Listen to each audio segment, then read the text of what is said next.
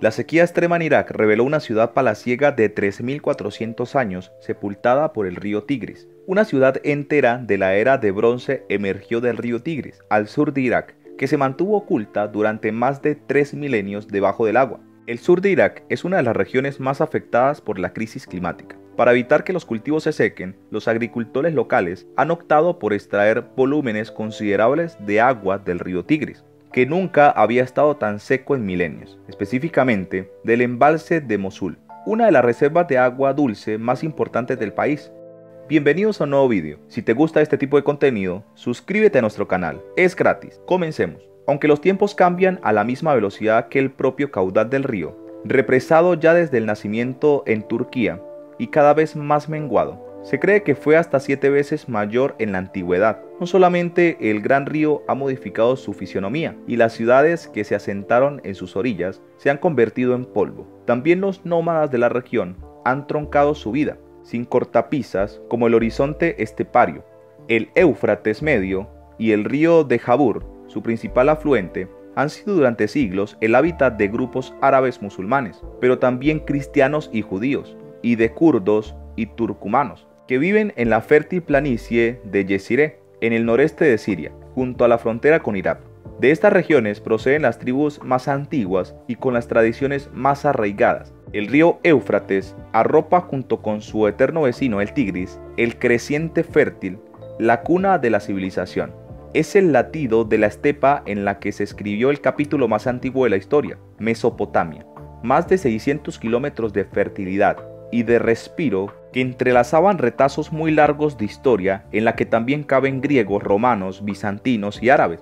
Aquí vivió la mítica reina Zenobia, que luchó contra la dominación romana, y aquí se habría de crear el reino de Mari, que duró casi un milenio. Muchos siglos más tarde, Harun al-Rashid, el califa bagdadi de las 1001 noches, construyó una ciudad más propia de los sueños que de la realidad, Raqqa. Miles de años que ahora se escurren en la memoria de los pueblos como las aguas mermadas de uno de los dos míticos ríos que acuñaron a la civilización. Hoy, los grandes embalses de Turquía, con el de Ataturk a la cabeza y el de Asab al norte de Siria, abastecen de energía y agua a los habitantes del valle, pero ponen también en peligro su caudal, que disminuye a medida que el río se encima hacia su destino final, Irak.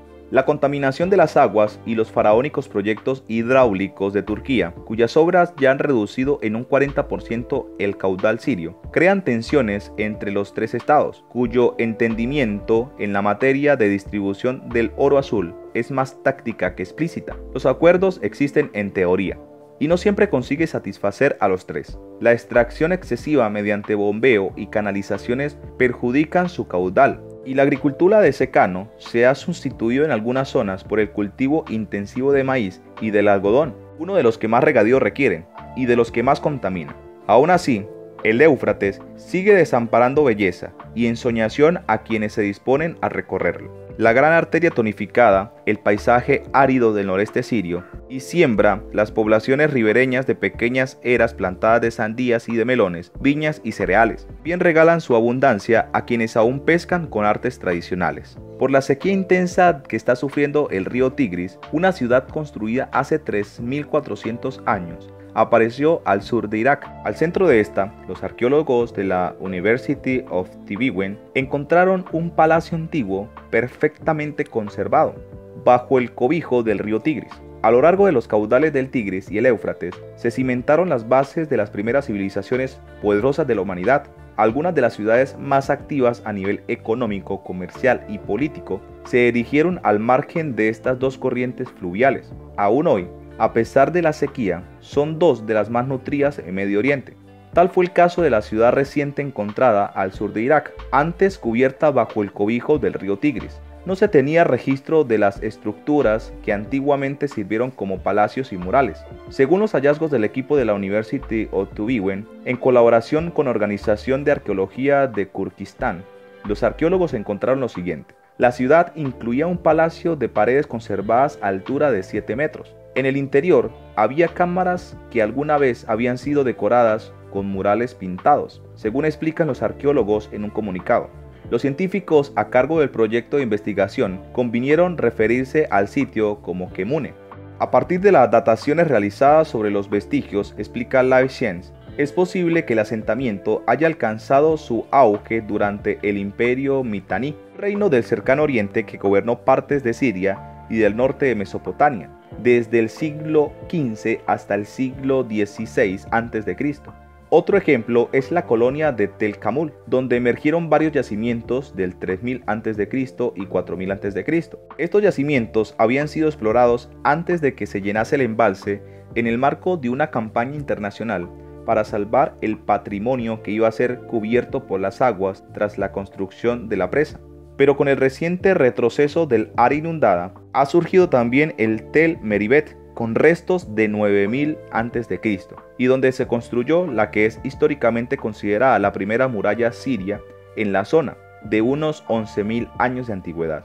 Por la sequía emergió una antigua ciudad, un extenso complejo urbano que controla gran parte del norte de Mesopotamia y Siria, la ciudad de Sajico, centro cultural del antiguo reino Mitanni, desarrollada entre los años 1550 y 1350 a.C., se sumó a los sorprendentes tesoros arqueológicos que reaparecieron en Kurdistán iraquí, a orillas del embalse de la presa de Mosul. Según los especialistas, aparecían tal vez en antiguos textos babilónicos, pero se desconocía su ubicación exacta. Esta ciudad resurgió de las aguas por primera vez en el año 2018, cuando los investigadores lograron mapearla. Con el avance de los años y la profundización de la sequía, a principios de este 2022 se analizó mucho más. Hallaron edificios residenciales y administrativos, un lugar para la fundición de metales, una fortificación masiva con muros de hasta 6 metros de ancho con torres, un edificio de almacenamiento monumental de varios pisos y un complejo industrial.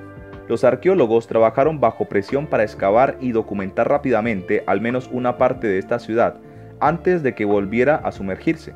Quedaron impactados por el buen estado de conservación de las paredes de ladrillo de barro, secados al sol, que estuvieron bajo el agua durante más de 40 años. Esto se debe a que la ciudad fue destruida por un terremoto alrededor del año 1350 a.C., durante la cual partes superiores de la muralla se derrumbaron y enterraron los edificios. También encontraron 5 vasijas de cerámica que contenían un archivo de más de 100 tablillas cuneiformes, hechas de arcilla sin cocer del periodo asirio medio y después de aquel terremoto. Algunas aún se encuentran en sus sobres y en buenas condiciones. Los investigadores esperan que este descubrimiento proporcione información sobre el final de la ciudad del periodo Mitanni y el comienzo del dominio asirio en la región.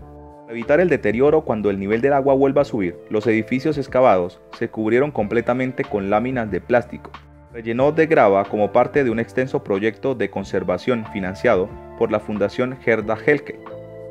Cuéntanos su opinión en la cajita de comentarios. Si el vídeo te ha gustado, dale like, suscríbete y no te olvides darle a la campanita para que no te pierdas próximos vídeos como este. Hasta la próxima.